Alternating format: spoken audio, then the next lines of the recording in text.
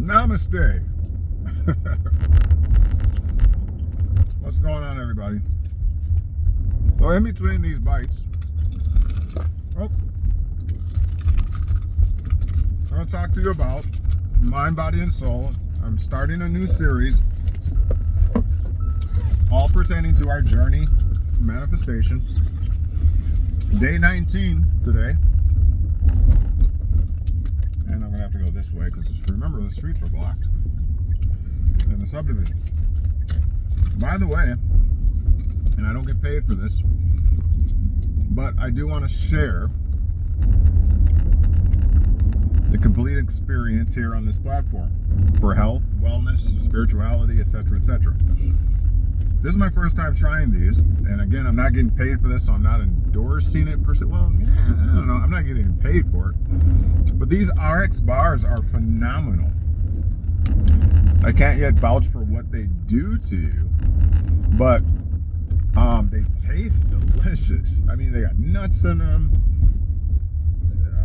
They're delicious. Supposed to be a healthy snack. I'll let you know more on that. 3 egg whites, 6 almonds, 4 cashews, 2 dates. It says on the bottom, no BS. I like that. Simple ingredients. Yep, egg whites, almonds, cashews, blueberries, and natural flavors, it says. Contains eggs, almonds, and cashews. So, but they taste phenomenal is my point. And if they are everything that they claim to be, simple ingredients, I like that, right? All right, so anyways, I digress. Good snack, though. I think it's good. Mind, body, and soul. I broke down a little bit. I was at the park yesterday, a little distracted by the children. I'm by myself for a little bit here. And the reason, the purpose, again, is to answer the age-old question, why do we exist? Why are we here? We being humanity, specifically in human form, or in this fleshly body. We know, since we are able to look at our hands, we're able to perceive outwardly, spectate, what's going on. You can kind of see your arms moving, your peripheral vision, all of those things. So there's something inside that is doing the observation or observing. So it can't be you if you're the one observing, what's going on. With that being said, what is that you inside of this suit then? And why are we thus? To borrow biblical type of terminology, thus. Okay? I think I'm onto something. So humor me, if you will.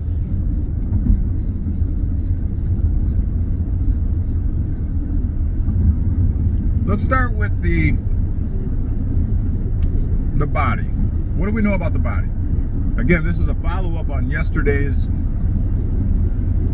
distracted delivery of a little bit of research I've done on the mind, body, and soul, and why we are here.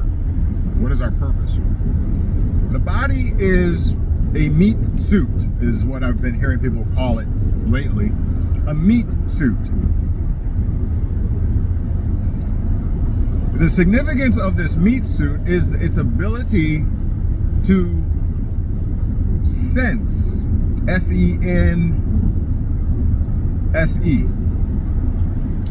It does so through no less than 5, I'll call them mediums, sensory organs, if you will. Sight, taste, hearing, feeling,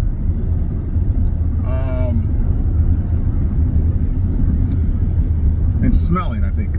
Yeah. Olfactory senses. And all distinct, all separate, although arguably the olfactory senses and the sense of taste are somewhat connected, right? But nonetheless, these five senses essentially receive information.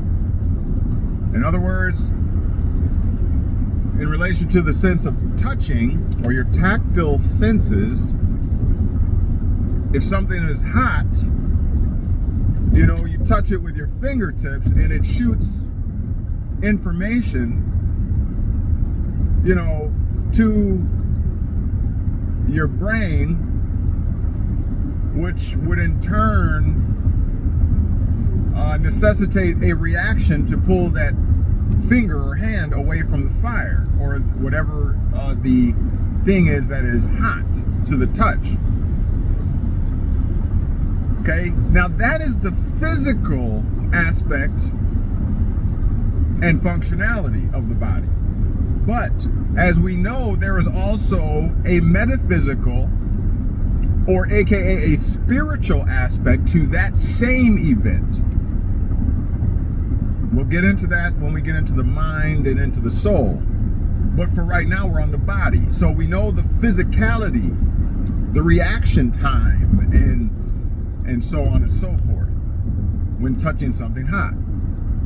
Okay?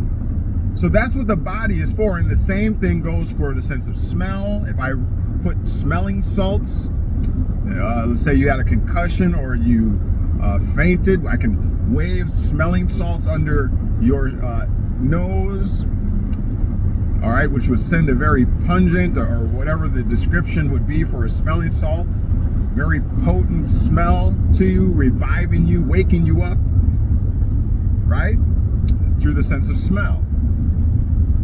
And it would cause a human physical reaction, a jolting, a shaking of the head, perhaps, a tearing of the eyes. But it would necessitate some type of a physical response. Okay?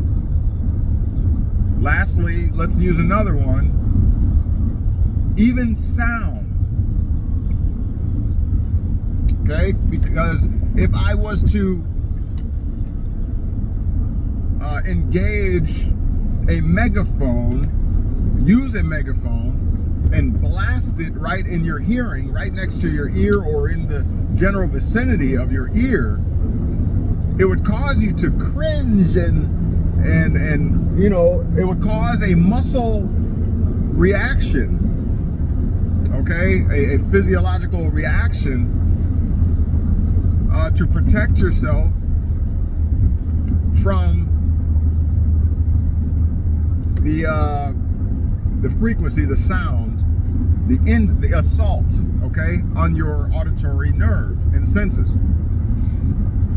So that's what the body is for.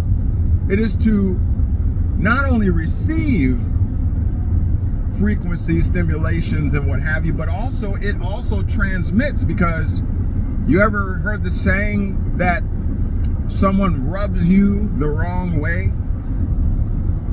Or even have you experienced being touched by someone and you didn't appreciate you just knew something was off, right? It just wasn't a friendly touch. It wasn't a nice touch. You knew they didn't mean you any good. They weren't out for your well-being, etc., etc. Okay? Same thing goes there. It causes a physical or physiological response. You know, that's what the body is for. Transmitting and receiving. The physical flesh, transmitting and receiving through touch, sounds, right? You can scream at somebody and it can cause them to cry, right? Especially children. You can blow on somebody in a romantic way, blow on their neck or whatever, or whatever, and it causes a certain sensation, a favorable sensation, an erotic sensation. Okay, so I think we get that, the point of the physiological point of the body.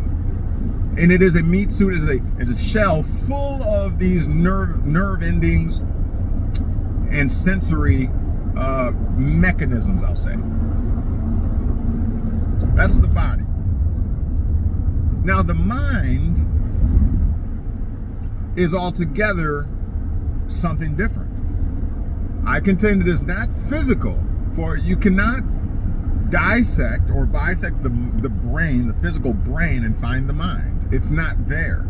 The mind is more or less likened to what we now know as the cloud, where data is stored, information is stored. It's not a physical location. You cannot take a vacation or a field trip and go visit the cloud, per se, right? I know that there's servers and things like that, right? But I'm talking about specifically the cloud and the data that is stored there. It is not physical.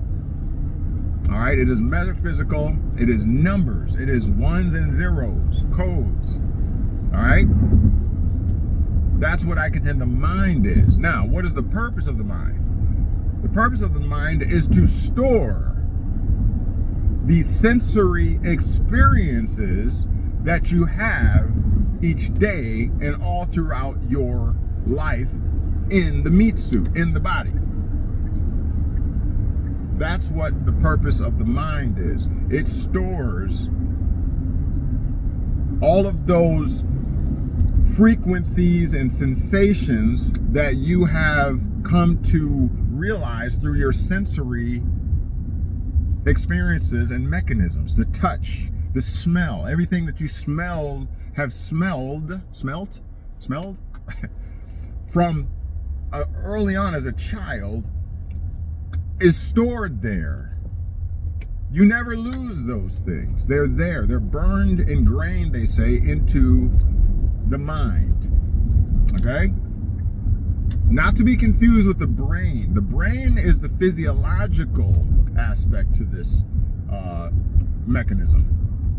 Okay? Meaning, the brain merely, through a scan or whatever, will show the effects, okay, of stress, cortisol, endorphin releases. It'll show the effects so they can scan and see, they must have had a high stressful life, or, they've suffered much trauma from physical abuses and verbal abuses. They can see all that because it shows up as a sort of inflammation on the physiological brain matter, whatever, in the particular area of the brain that is affected by the negative stimuli. Okay? But the mind is not physical. Okay? The mind keeps the memories, keeps the record. I used yesterday, I talked about a cassette player. Remember the old Memorex cassette tapes and the VHS tapes and the DVDs and CDs. See, the data is burned into those medium.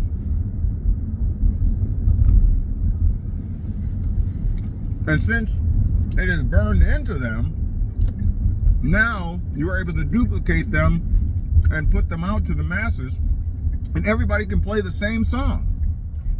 But they're different mediums, but it's the same data burned into them. That's how the mind differs from the brain. Okay? And so once again, the purpose of the mind is to store all of those experiences you've had to date and throughout your life. Lastly, the soul. Okay? The soul is said to comprise of the mind, which we just went over, and what's known as the spirit. Well, we know what the mind is already because we just went over it. It's the storage of the sensory experiences, all of the memories.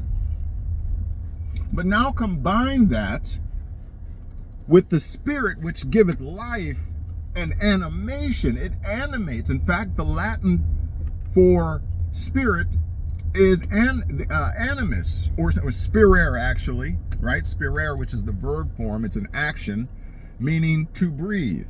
Spirare. That's where spirit comes from, okay? But it's also known as the animus or animator. In other words, when you cease to exist, okay, the spirit leaves the body.